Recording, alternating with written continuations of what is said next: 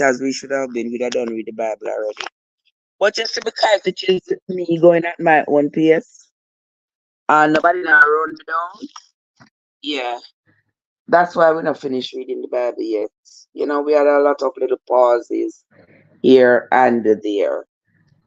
But now we are close, and we are close to the end. We are at the book of Mark, and that's what I'm telling you. So the longest journey, as my granny always say, the longest journey begins with the first step. Anything you plan to do, all you got to do is start. If even if your start is rocky and dreary, and you're not sure where to put your foot next, the greatest thing is to start. That's always my grandmother's words. One, one, two, three. Bless up yourself. Good morning. Everybody who is here. One, roots. Oh, what are they stepping? Well, all the other people are here. Welcome. Thank you so much for popping in. Thank you so much for stopping by. We are going to be reading the book of Mark, chapters 2 and 3. You are welcome to join us. Get your book Bible or your Google Bible, whichever one you have at hand. Get it and come join us as we read. Now, for those of you who are just coming, I don't know what we do here. I am your host, Trev from Trevessence and Trev from Steel News. I do not endorse any particular religion or denomination. Denominations are so divisive. They have caused a lot of war, and they continue to do so. I do not endorse religion. I do not endorse denomination. I endorse humanity.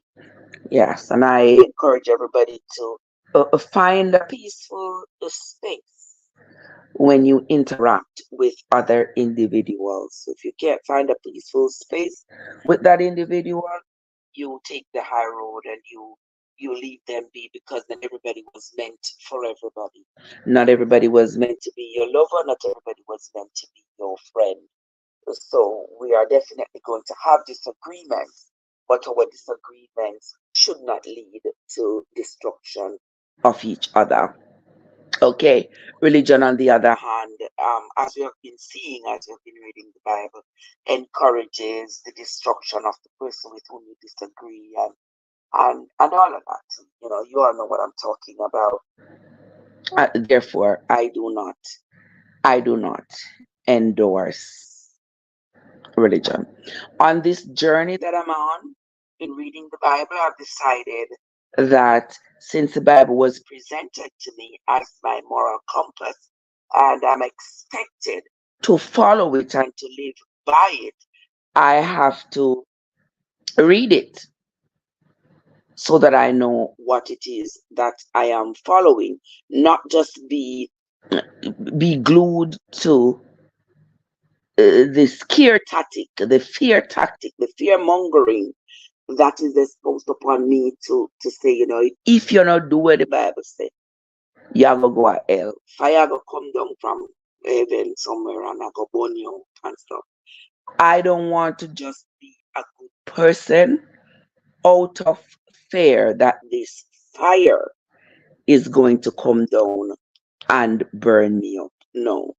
I want to be a good, decent human being because it is the right thing to do, because it benefits, it positively benefits humanity. All right. So welcome into the live, guys. Thank you all so much for coming. This is not your usual Bible reading. If you are here thinking that you are going to find somebody preaching to you, trying to convert you or convince you in any particular religious manner, you are in the wrong place. That's not what we do. That's not what I do over here.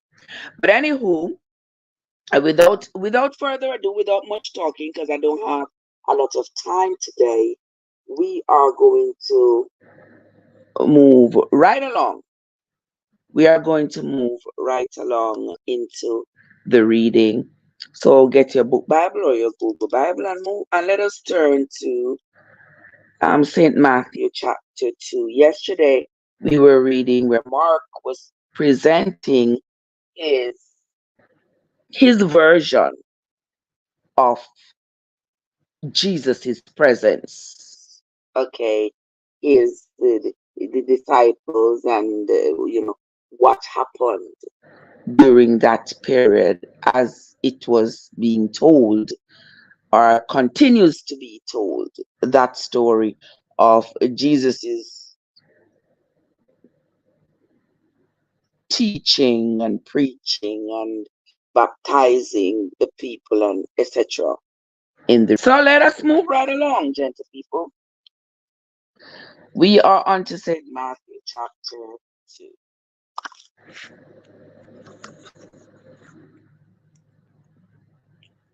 Well, and I always need more light, especially when I don't have my glasses on. So let us begin. Matthew chapter 2 says, "And again he entered into Capernaum after some days." Now, I am going to read the last part of chapter 1 because I want those of you who were not here yesterday to get a feel of where we ended, so that it will feel better for you to catch on to where we are going. Fair enough? All right. So, Mark chapter 1, I'm going to read from verse 42 to the end and then go right on over into Mark chapter 2. "And as soon as he had spoken, immediately the leprosy departed from him, and he was cleansed." Now, this was the man who had presented himself to Jesus with the leprosy. He presented himself to Jesus with the leprosy, asking for healing, and Jesus had healed him and told him that he should not tell the chief priest what had happened. But the man blabbed his big mouth, and instead of following what Jesus told him to do, he did the complete opposite. Jesus said, "Don't tell them that it was I who healed you. Instead, tell them that you use the remedy that Moses had always told the people to use." Now, remember, the people back in Moses' time used to use the hyssop and ashes or something like that to cleanse themselves when they had leprosy. So here now, Jesus cleansed this man, healed this man with just without all of those things, by just touching him. And so the man was marveled by it. He was elated. He was excited. But Jesus said to him, "Listen, don't tell the people, say, this is how me heal you. But instead, tell them that you were healed by using the remedy that Moses had given to the people." The man went to the chief priest, and he told the priest that it was Jesus who healed him. And though Jesus had gone now to the wilderness, the people then search and search and found him, and the flock of people that came to him for all kinds of healing, he definitely was not pleased because the man didn't follow his instructions. So let us continue. Let us read the ending of chapter 1 here. Verse 42.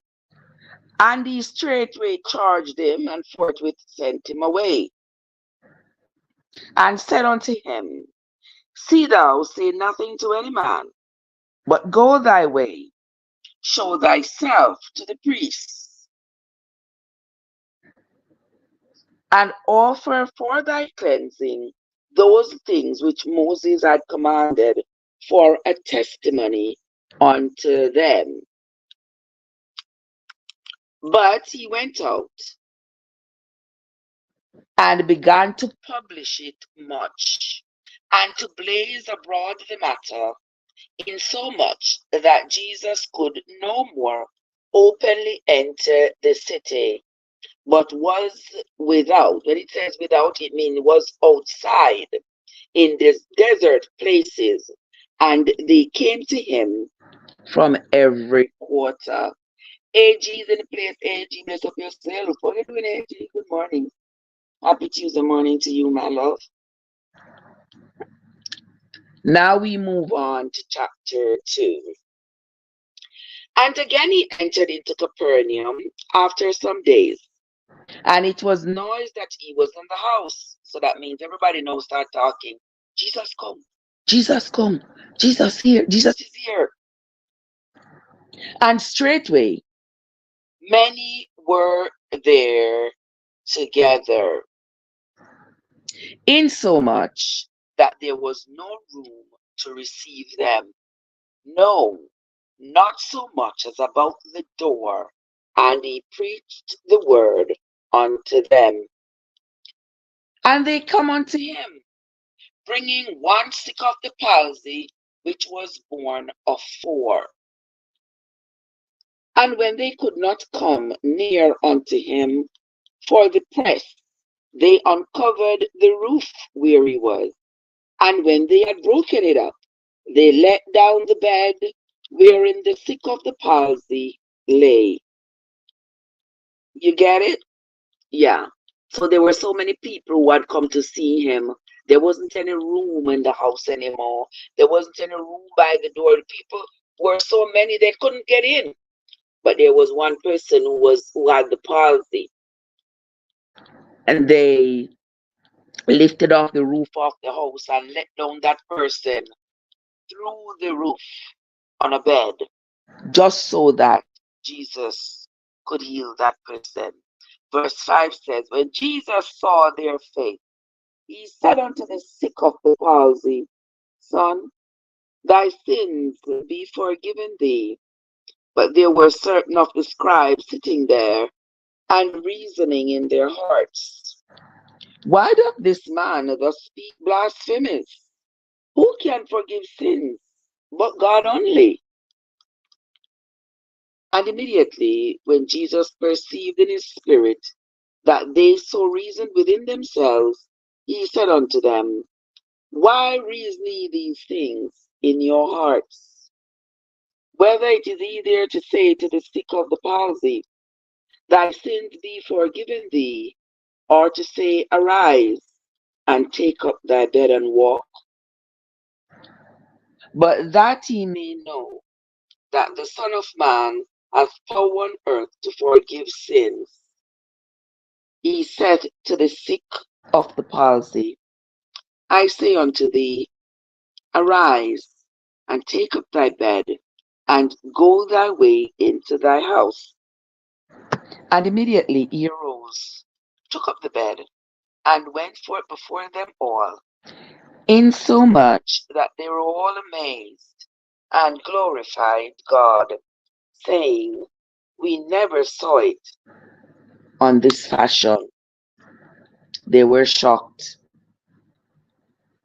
Verse 13, and he went forth again by the sea again, by the seaside, and all the multitude resorted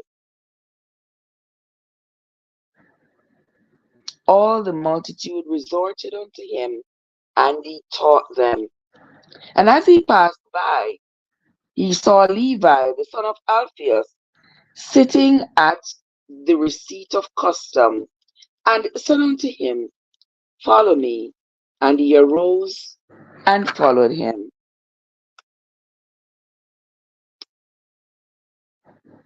Verse 15. And it came to pass that as Jesus sat at meat in the house, many publicans and sinners sat also together with Jesus and his disciples, for there were many, and they followed him.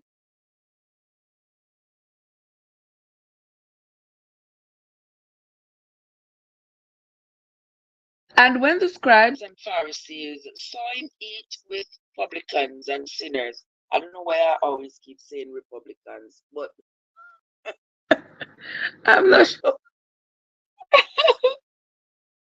And when the scribes and Pharisees saw him eat with publicans and sinners, they said unto his disciples, how is it that he eats and drinks with publicans and sinners? When Jesus heard it, he said unto them, they that are whole have no need of a physician, but they that are sick. I am not to call the right. I come not to call the righteous, but sinners to repentance.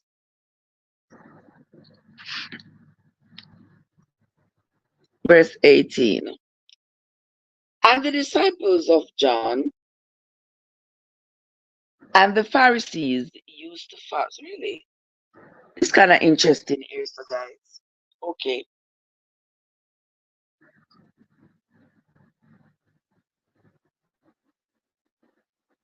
All right, this is verse 18.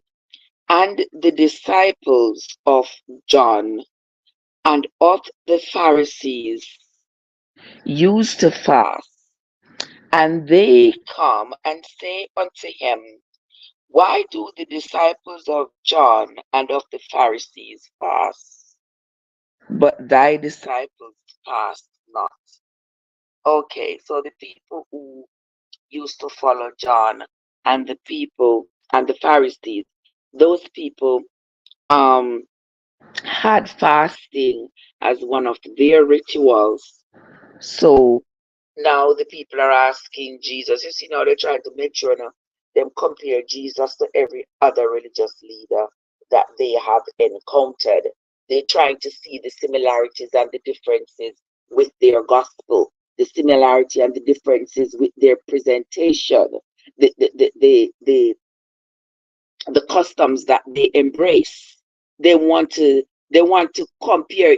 It's almost like it's like us today comparing religions or comparing denominations to see, who seems to be more wholesome, who seem as though they are standing on a firmer foundation.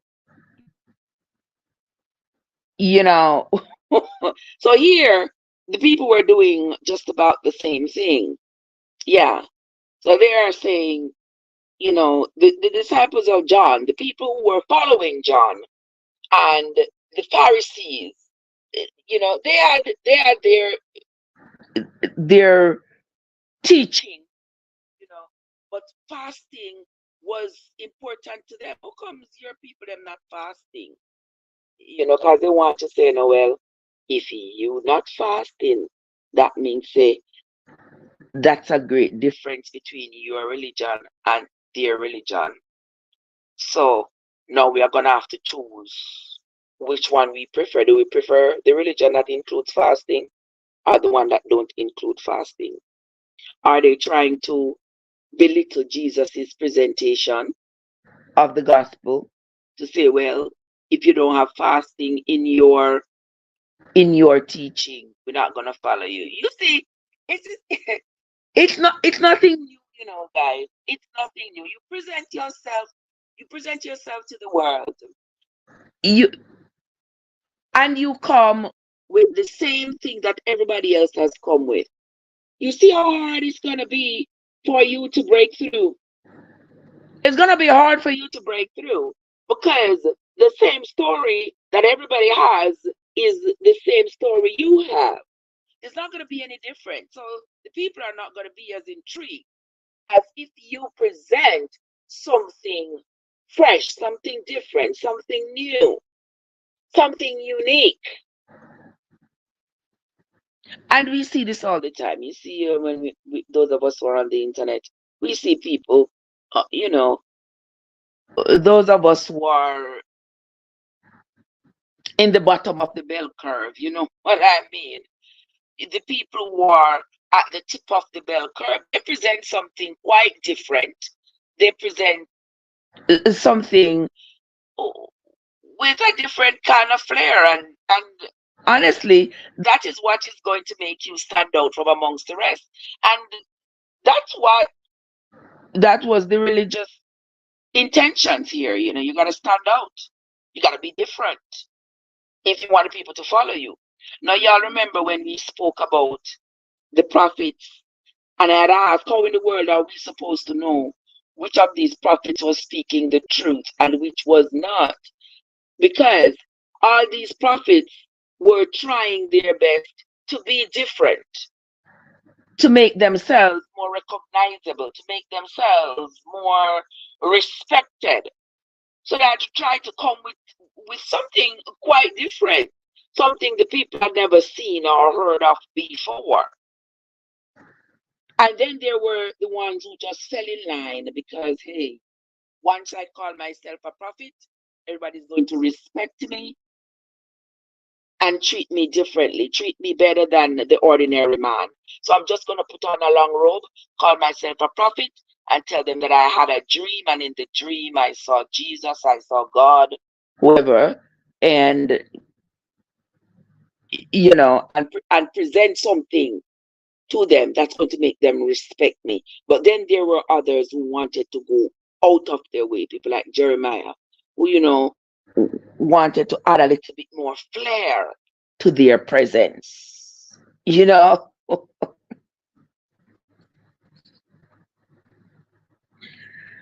And that's how it was. So here it is. The people are comparing Jesus's presentation to that of John's and the Pharisees. Let us continue. Let us continue. Verse 18 says, and the disciples of John and of the Pharisees used to fast. And they come and ask unto him, why do the disciples of John and of the Pharisees fast, but your disciples do not? And Jesus said unto them, can the children of the bride chamber fast while the bridegroom is with them? As long as they have the bridegroom with them, they cannot fast. But the days will come when the bridegroom shall be taken away from them, and then shall they fast in those days.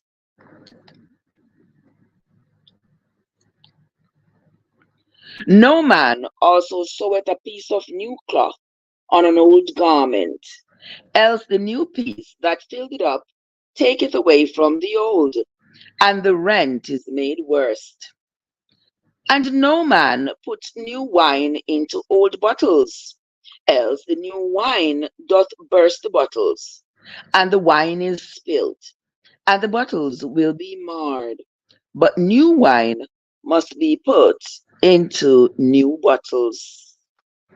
And it came to pass that he went through the cornfields on the Sabbath day, and his disciples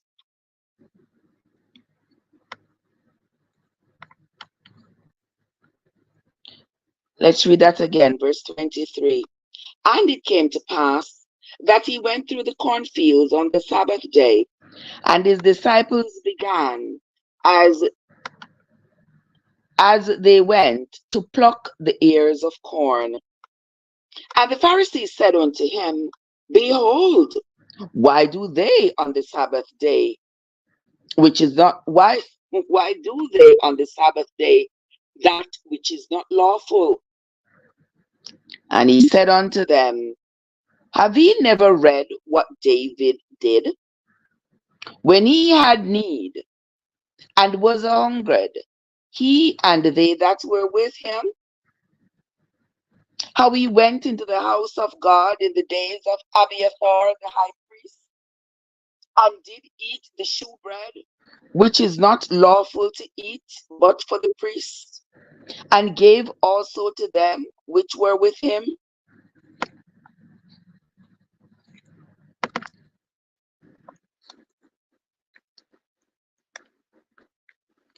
Let's continue. How he went into the house of God in the days of Abiathar the high priest, and did eat the shewbread, which is not lawful to eat but for the priest. So only the priest was allowed to eat that shewbread. But here David He was hungry. So he went into the temple and he ate it and he gave it to the people who were with him. I'm surprised that Jesus used David as an example, but he did. But he did. Let us continue. And he said unto them, the Sabbath was made for man, and not man for the Sabbath. Therefore, the Son of Man is Lord also of the Sabbath. Mr. Guys, every time I hear that term, I'm always uh, baffled by it, you know. And he said unto them, the Sabbath was made for man, and not man for the Sabbath. It is the Sabbath for you to do as I say on the Sabbath, but not the Sabbath to do unto you. It's a little bit complicated, but it is quite understandable. It's not one of those dire complications that is going to keep you thinking. It's one of those mild complications that's easy to interpret, if you know what I mean. The Sabbath was made for man. It's like you have to read a book. Let me see if I can put this in an understandable way. Like you're reading a book. When you read the book, it's the book for you, but not you for the book. You get what I mean? You are reading the book, you are able to absorb what is in the book and modify your actions according to what is on the book, if that is what is required of you.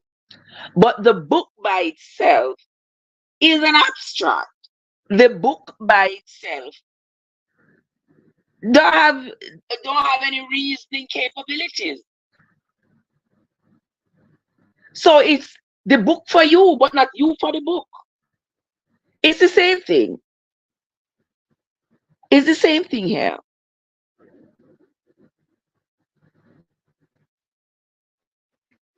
Let me read it again.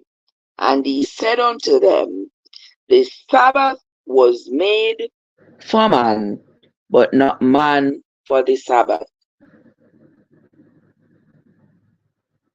Don't need more than that. All right. Let us move right along. Thanks for the love and the likes and the follows, people. I sincerely appreciate you. The people on the tube, do not forget. Paul, bless up and nice clean. Say good morning, my love. How are you doing? How are you doing? Let me see what time of day it is. Okay. We got about 10 more minutes to read chapter 3.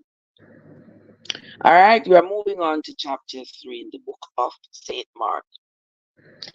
And he entered again into the synagogue, and there was a man there which had a withered hand. And they watched him, whether he would heal him on the Sabbath day, that they might accuse him. You see that? And he said unto the man with the withered hand, stand forth. And he said unto them, is it lawful to do good on the Sabbath days, or to do evil, to save life, or to kill? But they held their peace. And when he had looked around on them with anger, and when he had looked round about on them with anger, being grieved for the hardness of their hearts, he said unto the man, stretch forth thine hand. And he stretched it out, and his hand was restored whole as the other. And the Pharisees went forth, and straightway took counsel with the Herodians against him, how they might destroy him. But Jesus withdrew himself with his disciples to the sea, and a giant multitude from Galilee followed him, and from Judea, and from Jerusalem, and from Idumea, and from beyond Jordan. And they about Tyre and Sidon, a great multitude, when they had heard what great things he did, came unto him. And he spake to his disciples that a small, hold on. And he spake to his disciples that a shell ship, that a shell ship would wait on him because of the multitude, lest they should throng him. For he had healed many, insomuch that they pressed upon him to touch him, as many as had plagues. And unclean spirits, when they saw him, fell down before him, and cried, saying, Thou art the Son of God. And he straitly charged them that they should not make him known.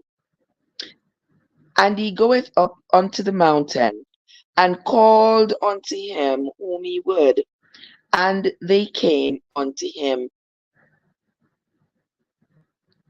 And he ordained 12. Hear that? He went up into the mountain, and he called them, because there were so many people. They were, they were forcing themselves. Everybody wanted to touch him. People with the leprosy, people with all kinds of illnesses. They wanted to touch him. And so, he had no personal bubble at that point. Everybody wanted to be close to him, to touch him, because just by touching him meant that they would be healed. And that's what they wanted. So now he went up on the mountain. And while he's up on the mountain, he is picking and choosing who he's going to call to come forth to him. So here in verse 14, he says, and he ordained 12 that they should be with him, and that he might send them forth to preach, and to have power to heal sicknesses, and to cast out devils. And Simon he surnamed Peter, and James the son of Zebedee, and John the brother of James, and he surnamed them Boanerges, Boanerges. How that pronounced, guys? Boanerges. It's the first time I hear this book, guys. Yeah. At the first time I know so Jesus to give the people them surname. Did you all know that? Never know that. So let me read that again. Verse 14, and he ordained 12 that they should be with him, and that he might send them forth to preach, and to have power to heal sicknesses, and to cast out devils. And Simon he surnamed Peter, and James the son of Zebedee, and John the brother of James, and he surnamed them Boanerges, which is the sons of thunder. That's interesting. Whoa.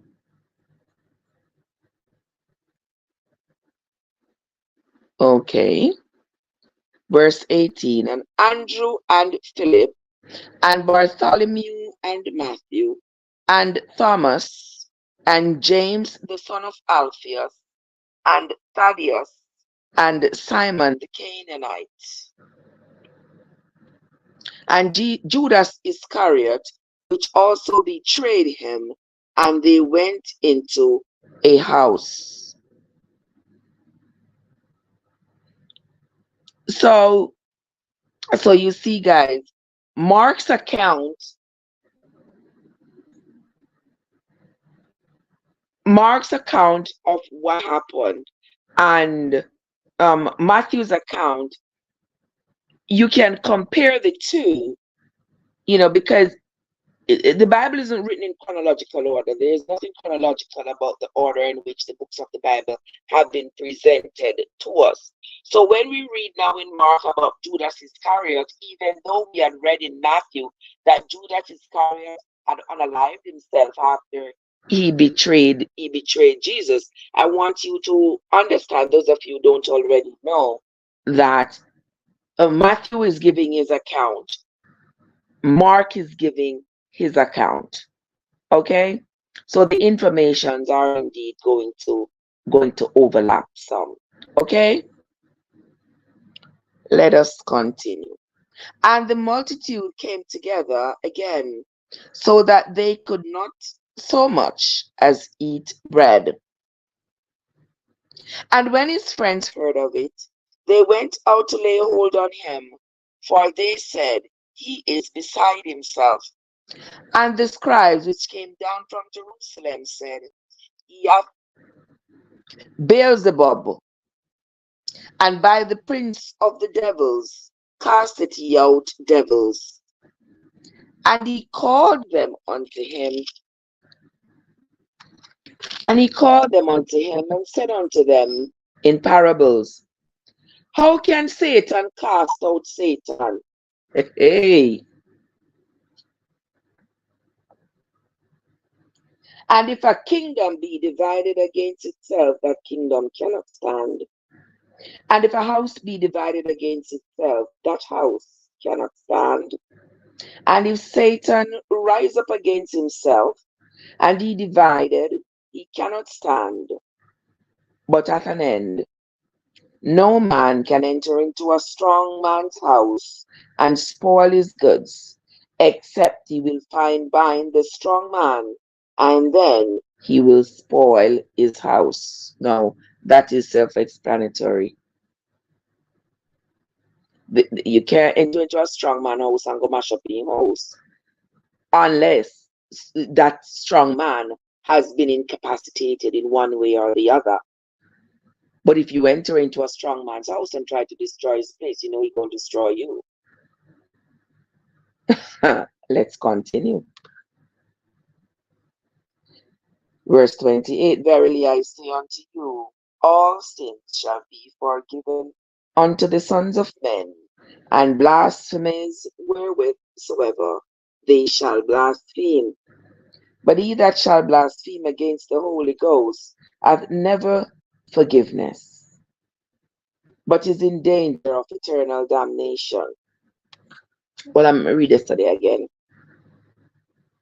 Verse 28, verily I say unto you, all sins shall be forgiven unto the sons of men, and blasphemies wherewithsoever they shall blaspheme. But he that shall blaspheme against the Holy Ghost hath never forgiveness,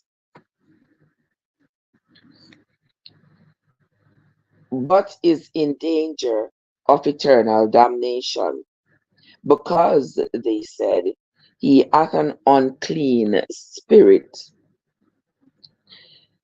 There came then his brethren and his mother, and standing outside, sent unto him, calling him. And the multitude sat round about him, and they said unto him, behold, your mother and your brother are outside looking for you. And he answered them and said, who is my mother? Or who is my brother? For whosoever shall do the will of God, the same is my brother and my sister and mother. That's weird. So his mother Mary, the woman who had given birth to him. Yeah. So here his mother and his brother had come to see him. They were standing outside of the camp. They told him, your mother and your brother come see you. Who is my mother? Who is my brother? Your mother will give birth to you. Your brother, your mother's other son. Yeah. Jesus say, uh-uh.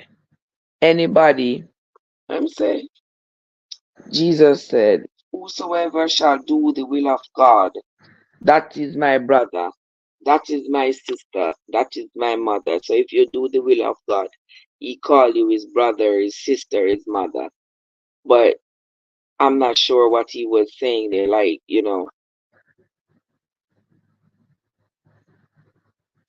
that was a kind of a disregard for his earthly mother Mary, a disregard for his earthly brother. Yeah, like I'm on a different level now. Yeah, don't refer to them as my mother, my brother, my sister, because everybody who obey the will of God can be given that title. Nobody with any special connection to me have to be called so. All right? Yeah, Jesus was putting them in their place right there. But anyway, guys, that's where we are going to end the reading for this morning. I want to say thanks to everybody who came into the live, the new followers, the loves and the lights. I sincerely appreciate you all, my friends. That was a powerful to read right there. All right. The Sabbath was made for man and not man for the Sabbath. That is the most profound statement I have read this morning. Yeah. And with that, my friends, AG, Winsome, where they, and the others. With that, Paul, and everybody else. That's going to be the end of the reading for this morning. I want to say thanks to everybody who came into the reading, came to listen. I sincerely appreciate you all. When we come back tomorrow, Wednesday morning, we will continue with the reading of the Bible. Tomorrow morning, we will have a little bit more time. So we will be reading chapters 4. Yes, tomorrow we will read chapters 4 and we will read chapters 4 and 5 tomorrow morning.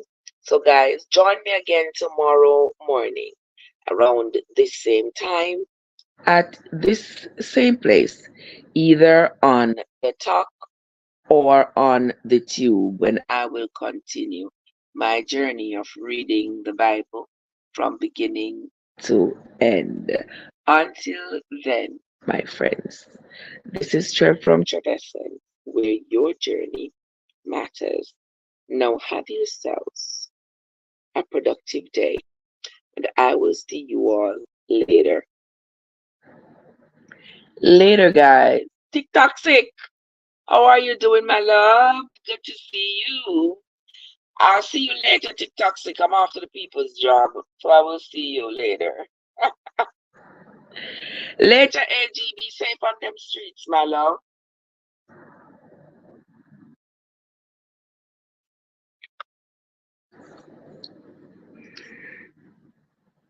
Oh,